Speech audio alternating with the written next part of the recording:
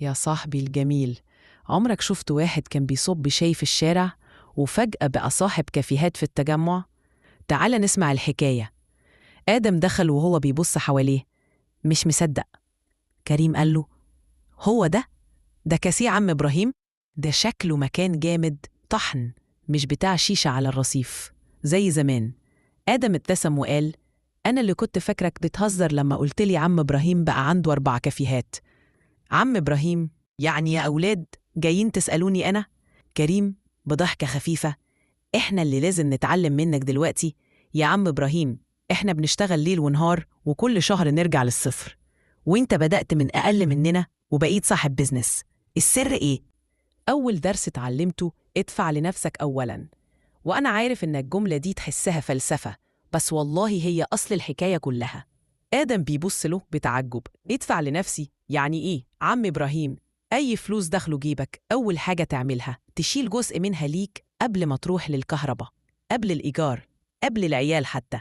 كريم: طب ما ده مش منطقي، إحنا يا دوب بنغطي مصاريفنا.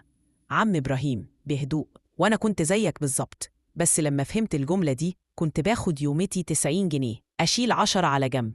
حتى لو في يوم ما قدرتش آكل كويس ما كنتش أقرب لل10 جنيه دول، لأن دول مش للنهاردة، دول لأنا بتاع بعدين. آدم سكت وحس بكلمة أنا بتاع بعدين كأنها ضربته. عم إبراهيم: عارفين الشجرة أولها بذرة صغيرة، لو فضلت تدوس عليها مش هتطلع، لكن لو زرعتها وسقيتها وصبرت هتبقى ظل وثمار وفلوس بتخلف فلوس. وال10 جنيه دول كانوا بذرتي. كريم بدأ يستوعب، يعني الموضوع مش محتاج مبلغ كبير.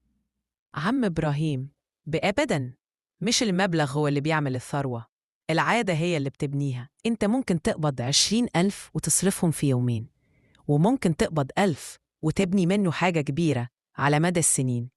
الثروة مش رقم، الثروة هي عادة.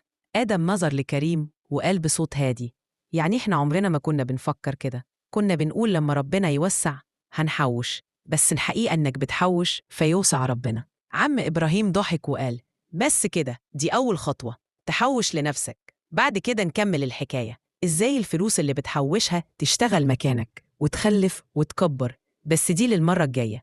الفرق بين اللي بيفضل يجري طول عمره واللي بيبني مش في الشغل، الفرق في أول قرار. هل أنت بتدي لنفسك أولاً ولا مستني اللي يفضل من الدنيا؟ وصاحبك الجميل بيحكي لك علشان اللي جاي يكون مختلف. عمرك جربت تحوش حتى 10% من مرتبك؟ ولو جربت وفشلت إيه اللي وقفك؟ اكتب لي في الكومنت، خلينا نتعلم من بعض يا صاحبي الجميل.